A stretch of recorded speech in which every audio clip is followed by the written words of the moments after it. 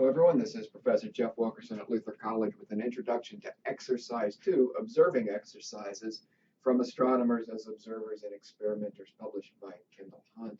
This will be one of your shorter video introductions to exercises in this textbook. If we think about, I don't really have a lot more technique-wise to add here or suggestions for ways that we use this exercise and this activity here at Luther College in the astronomy class. But if we think about learning goals and learning outcomes that we want to associate, why are we doing this? There are a number of reasons. Again, there always are a number of reasons why you could imagine doing an exercise and taking an exercise seriously. One of these is simply that if you go back to our process of science, this loop of the scientific activity, the scientific enterprise, observing and measuring are fundamental to what we're doing. As we said in that exercise 1, people tend to misunderstand that. You hear people say all the time, that's the science. Now we need to do the art, and that just represents a fundamental misunderstanding of what science is. That science isn't just taking data and gathering it and piling it up. Science is creatively building models from that data. And so we want to emphasize throughout this text, throughout these exercises, we emphasize the importance of building a model, testing that model with further observations, refining that model, and thinking about how the whole process plays out. But this exercise 2 that you have here, we're talking about today, this is really about observing and not so much model building associated with this. So any one exercise can emphasize one of those processes of science a little bit more than the other processes, the other boxes that we had there in exercise 1. So this one is a lot about observing. And so I encourage you to use this exercise to practice observing, to being a careful observer, a careful measurer, and try to do the best job you can of measuring things. And so this, whatever you're observing, whether it's something that's in the list of what's in exercise 2, it's something else that an instructor or somebody else has recommended for you to do, try to do the best job you can of sketching things, of measuring things.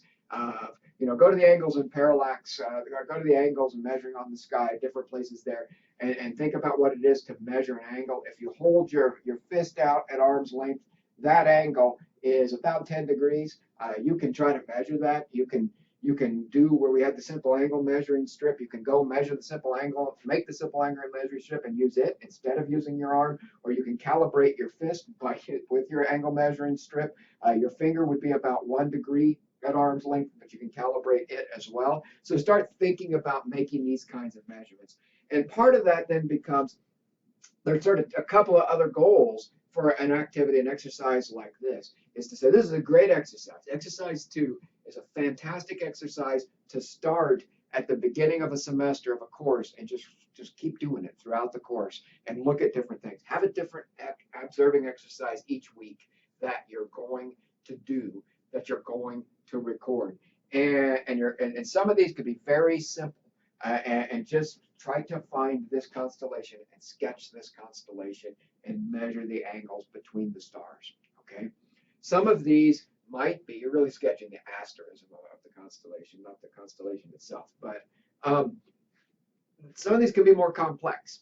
And so you might be trying to measure how fast Mars is moving against the background stars, or how fast the moon moves against the background stars, or how quickly the moon changes phase, how is that rate of change of phase associated with the phase, and so on. So you can start to see how more complex data can then lead to the model building that we're going to do later on in the other exercises. So making those measurements very carefully is going to help you a lot to be able to do that kind of model building, whether you actually push it to that point or not, but you see how that matters.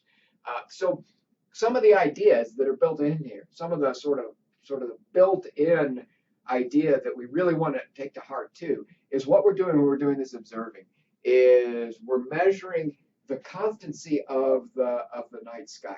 So you learn the stars of, let's say, Orion, and then every time you see Orion, it's like looking at an old friend, and you can pay attention to those stars and you see where the Orion is in the sky, it tells you something about as we're headed towards spring or as we're headed toward winter or whatever.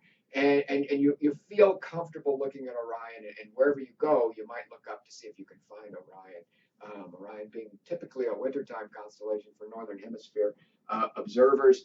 And so you might have a summertime component, the stars of the summer triangle that you find in the summertime. And with those two guideposts are there to say every time you look up, you can find those. And wherever you are, and whatever you're doing, there's a constancy to the universe that is reassuring, that is telling us something about our place here in the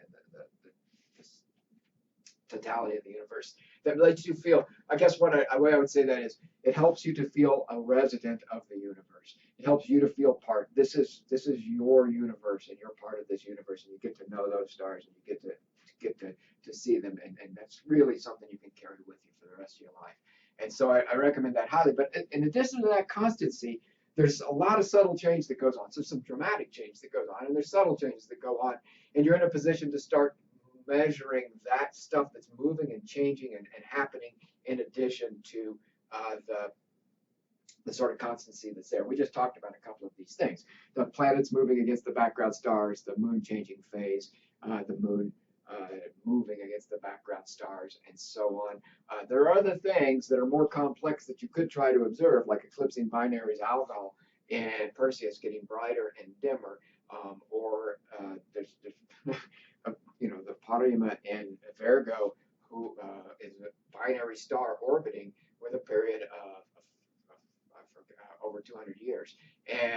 But now is a great time to be observing that. And you can watch the stars change separations, and you can actually watch this orbit unfold. It might take you 20 years, but what a fun project to start now as part of an astronomy course. If you're taking an astronomy course, is to be observing Parima and Virgo changing. It's the two stars of the binary system changing their orbit, or something like that. These kinds of observing exercises, again, really connect you to the universe, allow you to see things that are going on, and to make it easier. You learn the stars. So let me back up just a second and say one of the things you can do for your observing exercises is I tend to shoot a video every week, put it out there on a playlist on YouTube, where you're finding these videos, and you will see the videos of what to look for in the night sky. I've been doing this for about a year now, and don't see any reason to stop in the near future. And so you can watch these going forward to get ideas of things to observe. And so you could do this through a semester or a quarter of a course or whatever you're doing. If you're doing a course, you can watch the new one each week and try to follow along and observe what I recommend that week. Or you can go back and look at the historical ones. Typically some things are transient and won't come back. That gives you a sense of the constancy versus the transience of what's going on in the universe. But if you're in October, you're at a place where you want to be doing observing, you can go back and look at October of the previous year or the year before that and see what I recommended for you to look at. Some of them will be applicable, some of them might not be applicable. The planets, Mars isn't going to be the same place in October 2022 as it was in October 2021, for example. So anyway, my suggestions is to find sources like that to help you be a better observer, to think about things to observe, and think about building that into an entire package of what it means to slow down and observe the universe and recognize the universe that we're in, that we are a part of, that is our universe. So that's really all I got for you with these observing exercises. I recommend highly that you undertake some of these observing exercises, however casually or however seriously, but seriously is probably better in the sense of trying to measure carefully on the sky, to practice that technique that is not all of science, not even close, but is a part of the heart of the scientific enterprise. So go out, observe the night sky, watch the videos I have for you for some suggestions of what to observe, watch videos other people have for you, read a little bit, do the observations that are in exercise 2, and make the most of it. Good luck, everybody.